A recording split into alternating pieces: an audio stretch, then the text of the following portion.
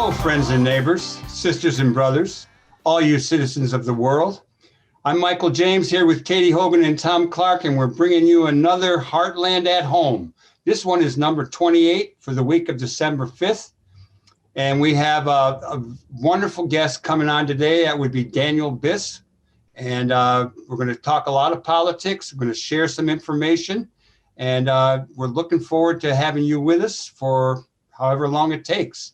Good morning, you two. How are you doing? And how about Katy starting off and telling us some good things going on in her own life? Sure. Morning. I started back to work at Gethsemane Gardens in the tree lot as a cashier. I'm very grateful for the work that allows me to be working because it's all outside. And so I get challenged as to, how to layer. It's like urban camping. And also this weekend is the weekend that my dad would have been 100 years old on December 5th. And we've been missing him for now about 32 years. He went away too soon, but he's also always on our minds. He was quite a guy. He was indeed. How about Thom? Well, if you're listening to us on Saturday morning on the radio, you can head out to St. Nicholas in Evanston and get the best Christmas trees in the season. But my best thing for this week was breaking out old LPs, and I found out my household doesn't mind my filling up several rooms with a lot of music. Some of it loud, some of it, bluesy. Judy Collins, Steve Goodman. I found some really classic old Steve Goodman. Canned Heat, remember that? Chambers Brothers, Duke Ellington doing the full Uptown Suite, and a lot of Ella. It's been really something else with Mavis kind of, drifting in. So it's been nice to go down LP memory lane. Michael, what about you? Well, there's a lot of good things going on in my life, but I think this week I'm going to talk about our family dinner. As some of you may have heard, my daughter Casey Blue is home, and sons Hal and Katie and live here, as well as my wife Paige. And we have some good times sitting around the table, eating delicious food that Katy mostly fixes these days. And we do our rose and thorn around the table. And this week we actually, we had a respite from the usual sports and politics for me on the TV, and we watched a film. It was The Long Goodbye with Elliot Gould. If you haven't seen it, it's quite a film. How about you two giving us some head explode moments? Well, there have been so many this week as we go through this transition, maybe finally. But I think I find it curious that Trump's temper tantrums and his sticking around too long may actually sink the GOP Senate hopes in Georgia. It's really amazing what's taking place there, with even a state official saying, "Shut up, you're causing violence with my poll workers." I mean, it's pretty mind-blowing. You had a similar reaction, Michael.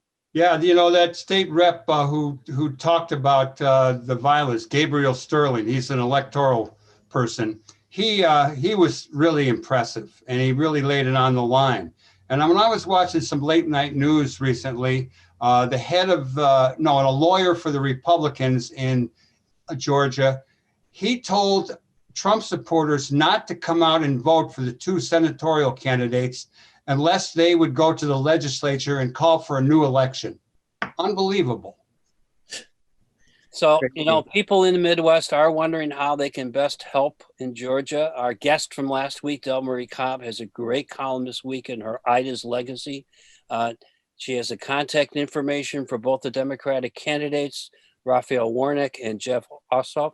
But you can also volunteer. I know at our house, we're doing several hundred postcards to Georgia. So there's a way to plug in, and early voting starts remarkably soon. So December 14th, early voting starts December 14th in Georgia. There is time for new voters to register until December 7th. So it's underway, folks. The future of the Biden presidency kind of rests on what happens in Georgia. So anybody in that state, call them up. Michael? Well, you can also send some money to help out too. And, I'm a stingy kind of dude in many ways, fiscal conservative, let's just say. But I did send some money to both of the two candidates. Congratulations, Michael. I'm glad to hear that. It's a step forward. I also feel like my head explodes when we have this phenomenon, thanks to outgoing, thank God, Attorney General Bill Barr. First of all, he's on one hand, he says, we have not seen fraud that justifies, a different outcome or that would indicate a different outcome in the election. At the same moment, he names a special prosecutor into that position. This is a little arcane for people, but you definitely have to know this is going on. He names this special prosecutor to examine the origins of the Russia probe, which is basically Trumpites getting back at everybody for the impeachment. What they're not saying on TV so far is the reason Barr probably said that the elections appear to have no fraud, and that's because he's trying to save his reputation. That may well be, but what I was just talking about is a way that he is also going to hobble the hands of his successor. Whoever Biden names as Attorney General will not have an easy transition thanks to that move. So I'm saying, on the one hand, on the other. Anybody feeling schizophrenic yet? Head exploding stuff to come will be the ongoing parade of pardons. Just you wait. It's going to be not so good. So, Katie, what else have you been thinking as we go through this 60-day transition period? Well, I think as we speak, the main thing going on is Congress is considering their second stimulus bill. Remember, people, we got $1,200 checks in March. We received those checks 251 days ago. That amounts to now about a little less than $5 a day. And billionaires, as is readily checkoutable on all media now, received a lion's share of that first bailout. So the Democratic leaders who are throwing their support behind a 900 and some billion compromise bill proposed by a bipartisan group of moderate senators, they're turning up the pressure on Mitch McConnell. It might be a good time, some would say it would be a good time, to contact your senators and say that we need a people's bailout. Michael, I wanted to note the passing of a real heroic figure in Chicago's past, and I would hope present as we remember him. Yeah, it was 51 years ago on the 5th, the day after it happened.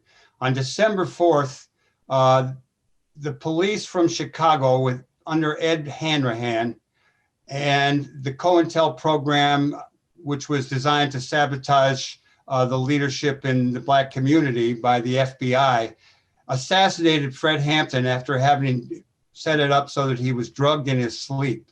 And it was one of the saddest mornings and events that I've experienced in my life.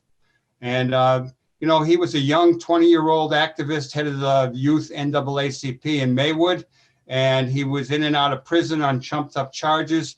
Clearly, COINTEL, the FBI saw him as a potential leader, a kind of a Malcolm X, Dr. King combination. And it really did take a whole lot out of the movement, to be honest with you. His spirit lives on. I remember him saying to me and to others, I don't like white people much, but you don't fight racism with more racism. You don't fight fire with more fire. You fight fire with water. You fight racism with solidarity. And, he's an inspiration for you younger people who have not known a lot about him. There is a wonderful movie called The Murder of Fred Hampton, and I suggest you take a look at it. Fred Hampton's murder was my inspiration to go into journalism, because that's how the real events of that morning got discovered, when reporters didn't believe what the Tribune and Sun-Times editors were telling them to write about, and went and investigated the apartment on the west side and discovered bullet holes that turned out to be nail holes. And my good buddy Hank DeZutter, along with his colleague Brian Boyer and others, were the ones that kind of disclosed that story. Chris Chandler may have even been involved with that, but the Chicago Journalism Review grew out of that incident with Fred Hampton. His murder had implications far beyond anything that we can imagine. bless you, Fred, and what you left behind. I remember Jimmy Cartier, who was a fellow member of Rising Up Angry at the time, along with Skip Andrews from the People's Law Office. They got the door, and they took the door, which I saw later at the DuSable Museum. It was quite an event. It was a real shakeup in Chicago journalism. Thanks for sharing that part, Thom. So the COVID march continues on. We just want to remind folks, you got to stay home, get stuff delivered, order from local businesses, and tell your family you'll see them in 2021. Wash your hands, wear masks, keep your distance. We're doing it. The really good news is that the first vaccines are coming to us in December, and the frontline health workers and the folks in congregate housing are designated to be the first recipients. People like you and me will probably get them in spring. Life will not return to normal real quickly. So let's see, we've got a guest coming up, and do we want to put the rest of this on hold and let our guest come in? I think that's probably not a bad idea. You don't want to do the DSA thing with Vasquez? We could do it when we've got Daniel Biss with us. Okay. All right. So we're going to take a short musical break, everybody, and we'll be right back with our guest, Daniel Biss.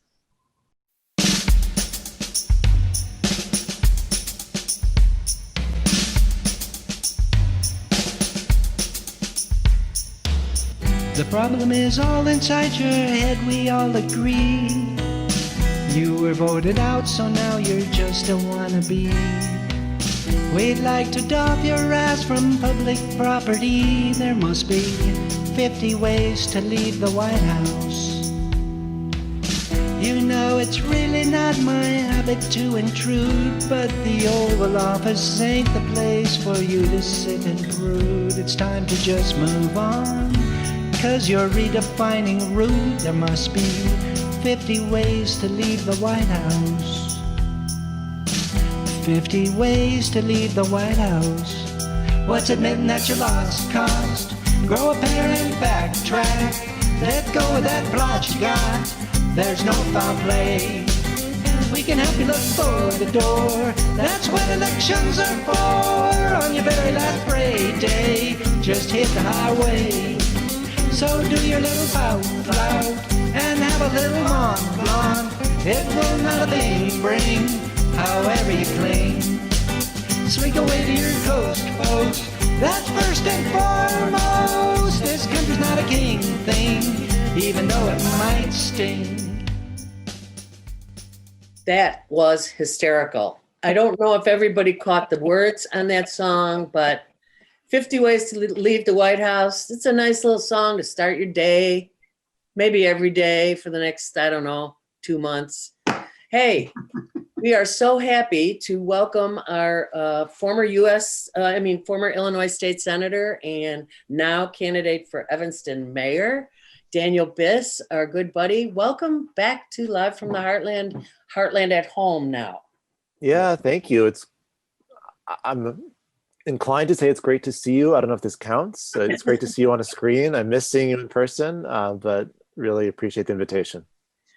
Right. Well, we're real happy to see you as well. First of all, why don't we just start with, we just had a major election.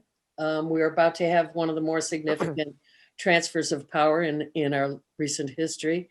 What's your reaction to the election and early cabinet picks that we've been able to see and, fixing the mess that we're left with once again? Yeah. I mean, let's start here. The election of Joe Biden was such a profound relief for me. I mean, I felt like, as you guys probably remember, he was not my top choice in the primary. Frankly, I'm not sure if he was among my top 10 choices in the primary, and then by the day after the election, it was kind of clear where it was headed.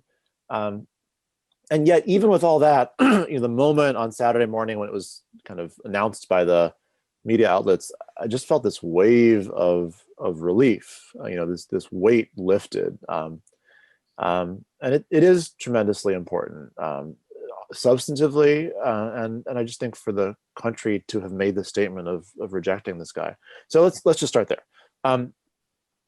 Second of all, I think it is encouraging that turnout was so incredibly high, record high. I think it's important that we keep it that way, even when Donald Trump is out of the picture.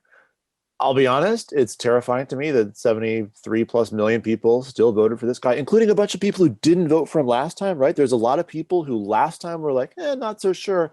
And then this time said, oh, well, based on these 4 years, absolutely sign me up. So I think it's pretty profoundly clear how much work we have left to do.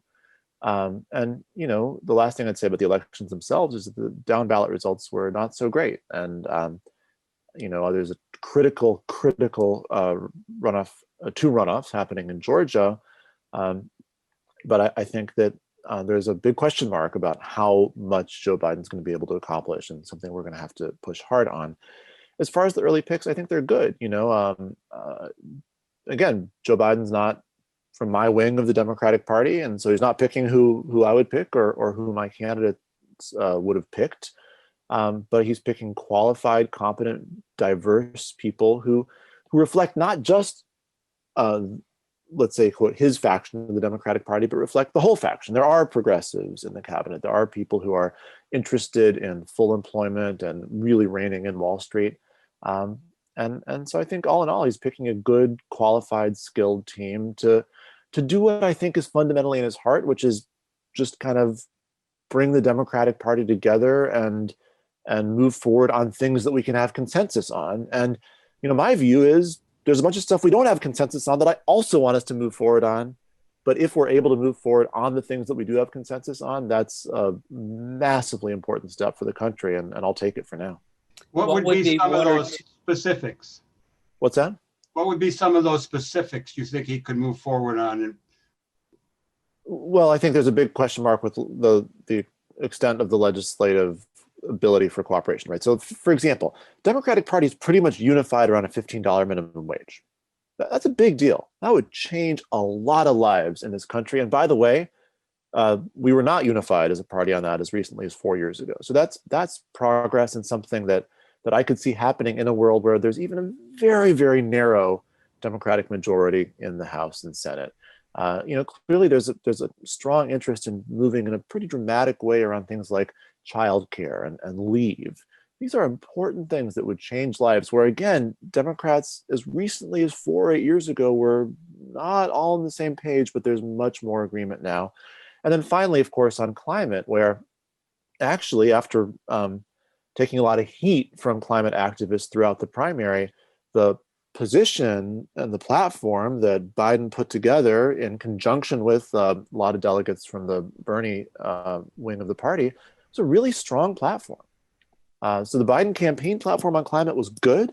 The Biden appointments so far on climate have been good. And I think the Democratic Party is now close to consensus around making some really meaningful steps on climate.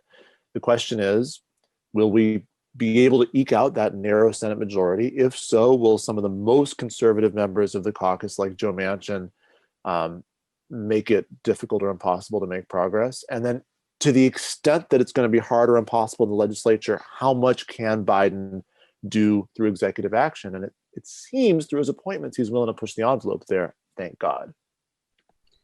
Let's turn to state government for a moment. There's not going to be a fall veto session, although, as our state rep Kelly Cassidy told us on the show just a few weeks ago, there's a lot of work to be done, and now a very short session in January to get some of it done.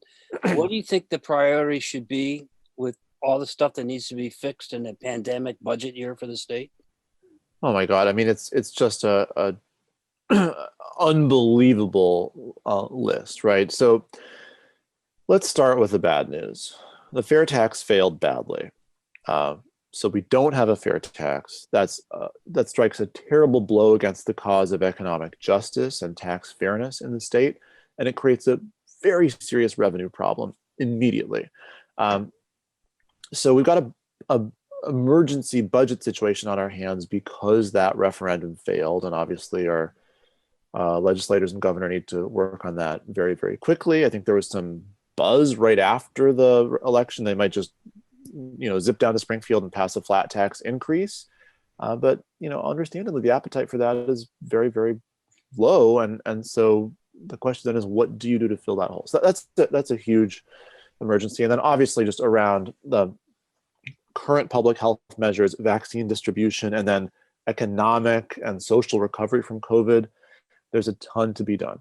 But there's also a long overdue reckoning around ethics legislation that's been just put on the back burner because of the pandemic. And on the one hand, it makes sense that the pandemic has made it more difficult to legislate and put other issues on center stage. On the other hand, the folks who are backburnering it, I think, find it pretty convenient to not talk about ethics for a while. And I don't think we can allow that to happen. And the last thing to say, which is honestly probably the most important thing, is that Mike Madigan is, in my opinion, with very good reason, experiencing by far the most significant challenge he's ever had from within the Democratic caucus. It appears to be mathematically impossible for him to be elected speaker again, based on what we know today. And the opportunity to have new leadership in the Illinois House is, literally once in a generation, right? The dude became speaker in 1983. And so we have now the chance for the first time since then to pick a different Democratic speaker. And that's going to be really important for this state. And, I am excited to see what they do. I know it's going to be good for the state compared to what we have, but it could be a minor improvement or a massive improvement. And I'm really watching with a lot of interest to see what they come up with. Daniel Biss, how do you think Preckwinkle and Lightfoot did on their respective tight pandemic budgets? Well, it's very difficult, obviously. There's a lot not to like in any budget that a municipal government passes now. And there were some things that could have been far worse. I mean, for example, the avoidance of layoffs, the city was a pleasant surprise. I did a kind of a town hall meeting with 3 members of council, the 2 of whom wound up voting yes, Maria Haddon and Andre Vasquez, and 1 of whom wound up voting no, Matt Martin. And it was really interesting to hear them. They agreed on all the substance, right? They agreed about what was good. They agreed about what was bad. They agreed about what should be different. And ultimately, Andre and Maria felt like they had gotten enough improvement that they were willing to vote yes for a budget they didn't really like very much, but they felt like, whoa, if we hadn't voted yes, it could have been a lot worse. And Matt's attitude was, we just got to hold out for better. And I respect both of those points of view, unless you're in that state. It's hard to say, exactly what the right answer is. But look, local government's in a lot of trouble in this country, and especially in Illinois right now. And we have to find more progressive solutions to these problems, more progressive ways to bring in revenue, and more progressive ways to manage the problem of bringing down costs as well. And there are ways to do that. Well, we were going to ask you about that exact event that you moderated. And the only thing I would add to ask you is those 3 alder people that you moderated the talk with, do you think we're in good hands here in Chicago? Yeah. With leadership like that. Yeah. I think it's a breath of fresh air, and just it's just exciting. I mean, by the way, they're also all young people of color, which is what we need in this country, and that's in and of itself good news. But they're smart, they're progressive, they're strategic. Right. One thing that was striking as they were talking was just how strategically they were thinking about how to get from here to there. And I think one of the challenges in the council, progressives have been in a minority in the council, Forever.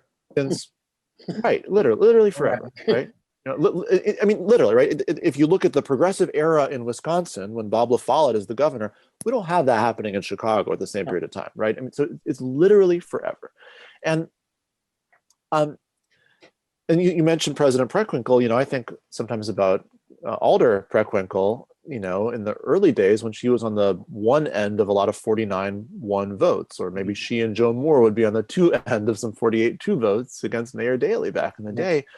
And those voices were really important. But when you're one of 1 or 2, you have no governing power And so you're not flexing that muscle of teaching yourself how to govern, how to know which compromises to make and which compromises to avoid.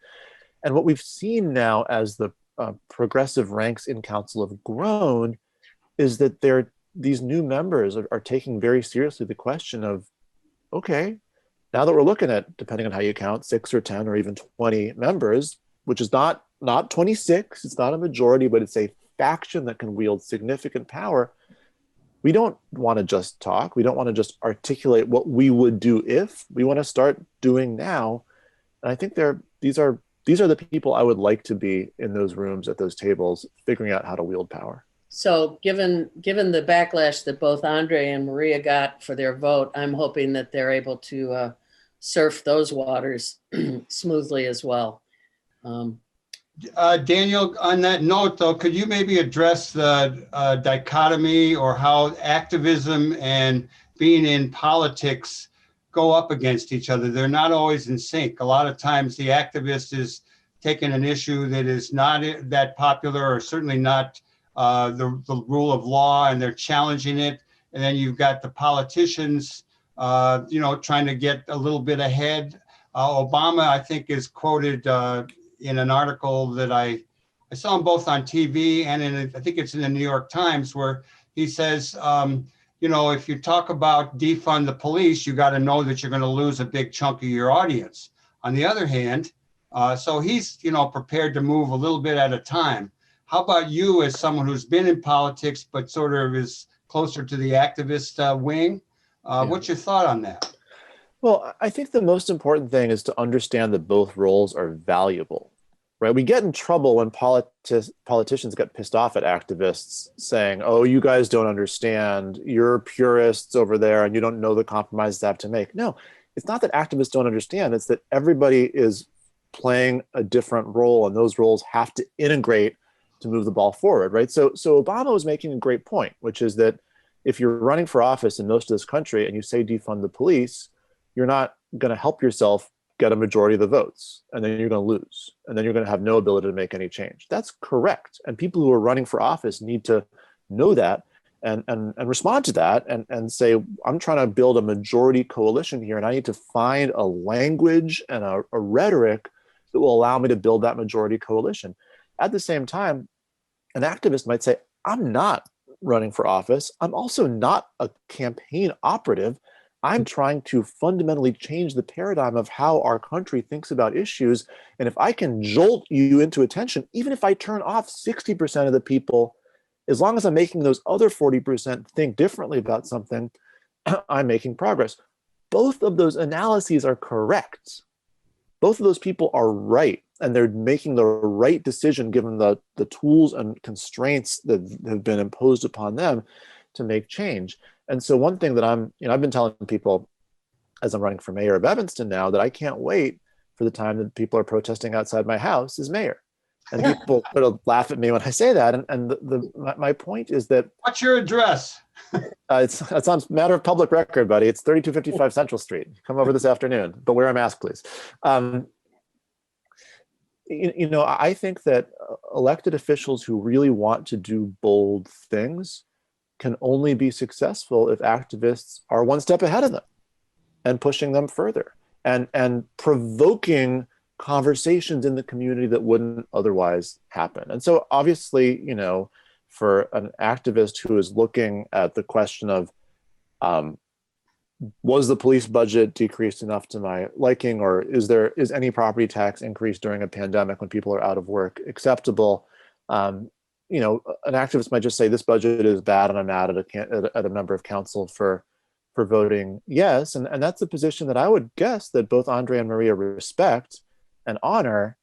But then Maria and Andre are in the room and they realize, well, wait a second, maybe we vote yes and it gets better in this way, or we vote no and some much more right-wing members of council vote yes instead, and it's going to get worse in some other way, and we've got to make that trade-off.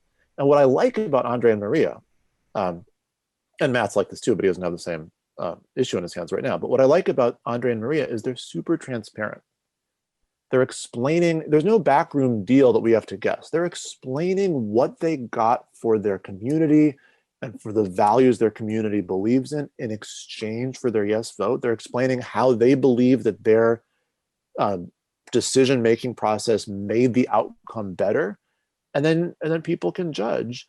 And I think what people will come to different conclusions, thumbs up or thumbs down on was it the right call. But I think people also appreciate having an alder who is that open and transparent, because the opposite of that, the sort of backroom deals where you're just baffled and confused and frustrated and locked out, I think that's what people are historically most upset about in Chicago.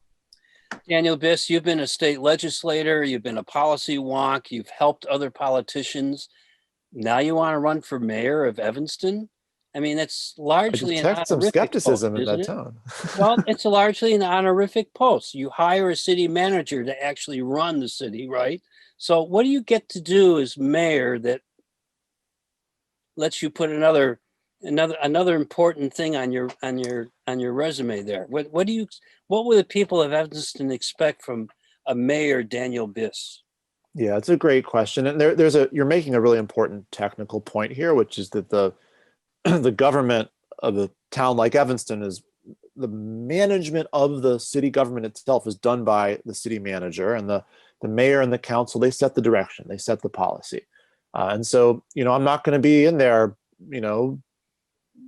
replacing the corporation council with someone who matches my own sort of political alignment, the way you might see in a different style of government.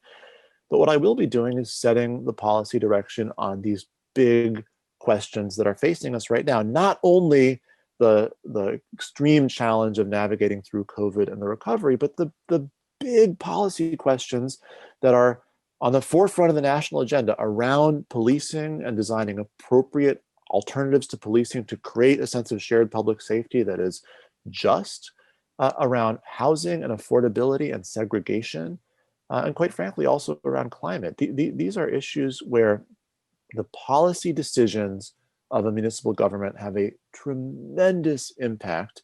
And I think Evanston is a place that loves to see itself as a progressive community, as a leader among progressive communities. If we can make truly successful, bold steps around these questions of re-envisioning policing and transforming housing policy so as to truly take a real bite out of segregation, that could be an example for a lot of places. And I just think it's a level of government where you can get things done, where you can move from the idea stage to the implementation stage and change people's lives. And I'm really excited about that.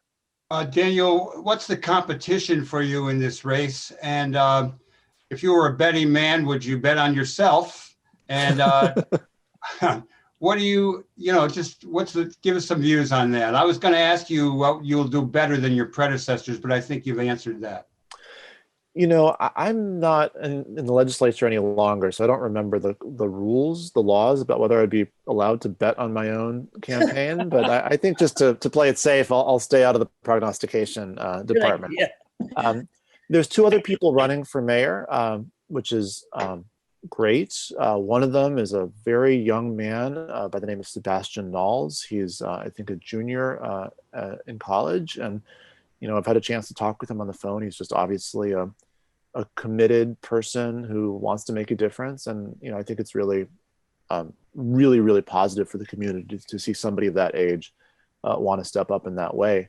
The other candidate is a woman by the name of Lori Keenan, who's been involved in some local campaigns around some issues. For example, there was a campaign regarding a controversy about a mansion on the lakefront and what would be done with that she was involved in that campaign. And so she's also a credible, I think, a strong candidate with a base of support.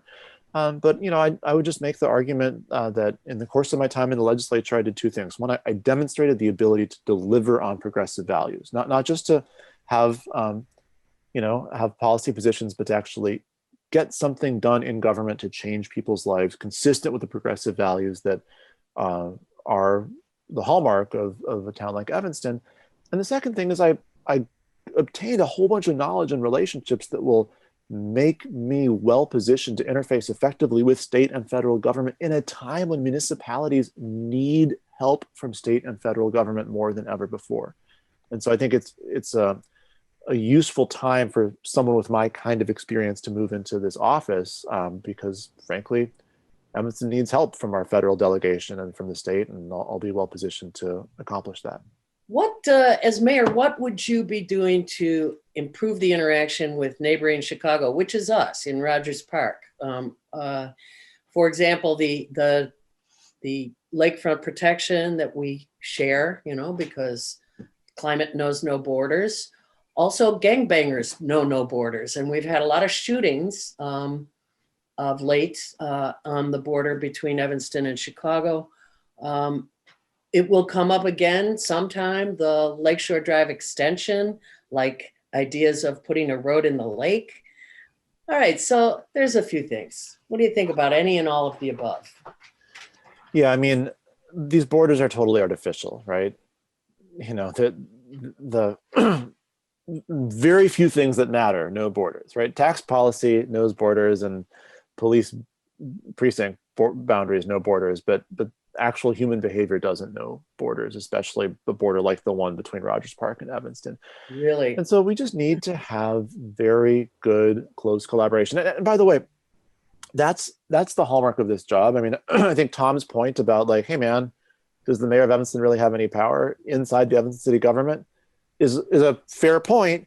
And it's also, joined by the point of, hey, isn't a lot of the stuff that you'd want to do in collaboration with the Evanston school districts, in collaboration with the city of Chicago, in collaboration with Oakton Community College, in collaboration with the state of Illinois, in collaboration perhaps even with Northwestern University? This job will be, I will be effective in this job if I can use the convening power of the mayor to bring these different stakeholders together and solve problems together. And I think you make a very important point, especially around public safety. I think the responsibility of municipal leaders right now is to rethink how we provide for public safety. And if I do that in a way that pretends that there is a giant wall on Howard, I'm just getting it wrong. And it's gonna require a very real team effort on both sides of that border and real collaboration of policy and of programmatic execution. And in that sense, I feel excited to have a partner in Maria Haddon, who's the alder in Rogers Park, and I feel like now is a really healthy time for those relationships to become deeper and more robust. Students at both Loyola and Northwestern have been protesting police on their campus, or at least the way the contracts work. Could you talk a little bit more into this defunding the police issue that's come up in Evanston, particularly in conflicts between university and Evanston City Police and students? Yeah, there's a movement of police abolitionists on Northwestern campus. They've been protesting a lot. They had a pretty frustrating run-in with the president of Northwestern, who I think handled it quite poorly. And actually, unfortunately, some of the protests did become violent, and there was some property destroyed as well, which I think is a terrible mistake and frankly not excusable. Let's start here. Neither Northwestern University nor Loyola is a government. So it's a little weird that they have police, right? They have police with police powers, even though they're not a government. So the basic principle that the protesters are coming to the table with is correct, right? And I actually worked on this issue a little bit without, unfortunately, a ton of success in Springfield to try to change the situation of you have private university police departments with many of the powers of government police departments, but without all of the transparency and accountability and oversight that comes with being a government. So that's a fundamental tension. Now, at the same time, of course, the Northwestern Police Department, among other things they do, which are unquestionably problematic, are also filling an important public safety function in the city of Evanston. And so if they were abolished tomorrow, that would create a massive gap in services the city would have to fill in, which the city is simply not in a position to do that. So So I think the principle that the protesters were coming to the table with is a correct principle. The policy demand that they were coming to the table with of just disband the Northwestern Police is not something I can get behind at this time. And I wish that the Northwestern president had said, hey, it's not practical for us to disband our police department, but also I hear what you guys are saying. It makes sense. Let's sit down and try to work something out. Instead, he wrote a sort of counterproductive letter that inflamed the situation, enraged the student body, caused many of my friends on the faculty to say they want to resign their faculty position in protest, and of course accelerated the protest. So, this is a situation where finding the right answer is going to be very difficult, but finding the right answer will actually be impossible unless we can have a conversation that truly respects the legitimacy of opposing points of view. And as mayor, again, that's something that I can actually do, is be a convener for a discussion that will move us in a constructive direction. And I'm disappointed that hasn't happened yet. So Tom, do you have one last question for Daniel Biss before we let him go? Tom? I wanted to know when the election is. What's the date? Well, there's a February 23rd election. And just like in Chicago, if somebody gets more than 50% in that election, then they are elected. If no one gets over 50%, the top two vote getters advance to an April 6th election. So right now we're all full speed ahead for February 23rd. Dan, can I ask one last question, which is, will Evanston be the first North Shore community with windmills off the lakefront? That's something I worked on a lot in the legislature, and it makes all the sense in the world. There's, my day job these days actually is working specifically around electric grid policy to accelerate renewable expansion, and there's a million hurdles to clear with all of these things, but it's something I'm a believer in, and it's something I would like to see happen. Daniel Biss, bless your heart for coming on with us again. Oh, thank you. Thanks for having me. And we always wish you the best in your endeavors because you are a great public servant, and we want you to shine on. We're going to listen to some seasonal music as we let you out, and with the Drifters. I'm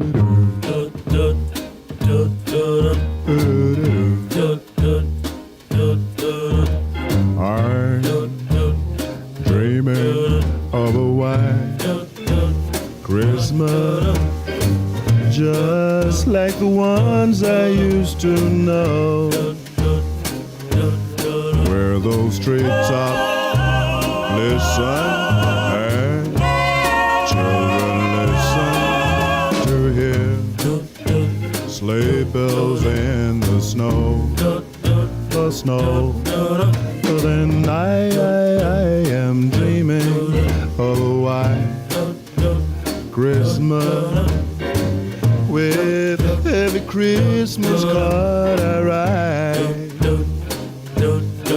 May your days be merry and bright, and may all your Christmases be white. Well, to get us all in that holiday mood, we want to remind you of a very interesting story our intern Luis came up with in the Loyola Phoenix, supporting local businesses. In fact, if you spend enough money in the Rogers Park community with at least 3 businesses over the next month, you can get $50 back. Check out the Rogers Park Business Alliance for full details. It's a great way to support local communities, particularly in this pandemic economy. You'd be surprised how far $150 in our local business trip will go. So please consider supporting our local businesses. Especially this year. Yeah. Michael, you got some in memoriam for us? I do.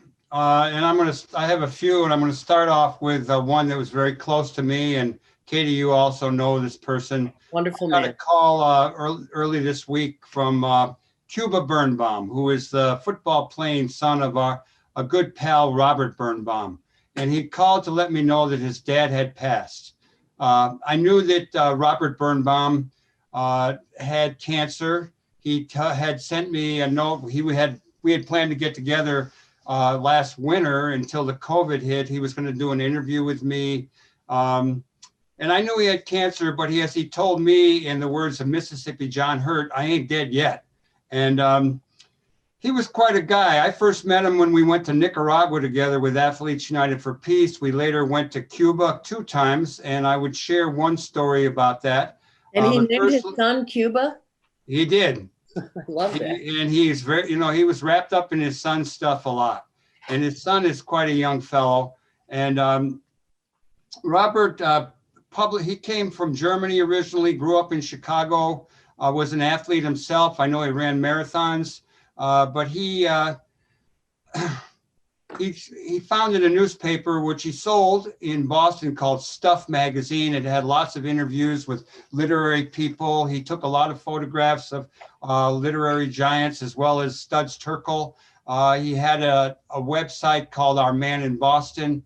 And the one thing I'll just say that we had a real good time together on a lot of fronts, but when we were in Nicaragua, we were in the Intercontinental Hotel, and the doors to the elevator opened, and there was a couple of guys with machine guns. There was Thomas Borje, who was the head of the military, and Daniel Ortega, the president. And they'd opened up, and we just went, "Oh, viva la gente, power to the people," and all that. They smiled, nodded their heads. The elevator went up. We were there pushing the button. Here comes the elevator again. The door opens. It's the same 2 guys. Anyhow, Robert Birnbaum is someone you may want to look up, check out Our Man in Boston. And it's just really sad when people you know and love go when you don't really expect it. On other fronts, a couple of people, well, Katie, you were going to talk about the next one. It matters not, either one of us. 2 early AIM, American Indian Movement founders and activists, passed most recently. Eddie Benton Banal, who is 89 and an Ashtabee, Wisconsin member. Deborah White Plume, who was 66, a Lakota from South Dakota, who was a water protector, and both were at the occupation back in '73 of Wounded Knee. And I know Deborah White Plume was absolutely a water protector at the Dakota Access Pipeline. Very special energy leaving the planet at this time. We know new energy comes in, but we have to note that the original peoples of this nation, when they're lost, no one replaces them. And those of you who know your sports history and also watch movies might know that Rayford Lewis Johnson, who won the decathlon in 1960. He had won it in 56, second in 56. He won it in 60. He carried the flag in the Olympics in 1960. And he also was there when, for the Los Angeles Olympics, he lit the torch. And he passed away, the other day. He was quite a guy. And I remember, it's probably the most significant athletic achievement to win the decathlon. So we hope all these people, Robert Birnbaum, Eddie Benton Banal, and Deborah White Plume, all rest in peace. Thank you for your contributions. And we're going to go out with a little tune from my favorite band, which would be Twin Peaks. And it's a song called Our World, or Still Our World. And in the meantime, we want to thank our team, Luis Mejia, Lynn Orman, Susan Clark, the 3 faces, the old white faces you see on the screen right now. And we would ask you also to do good in the world.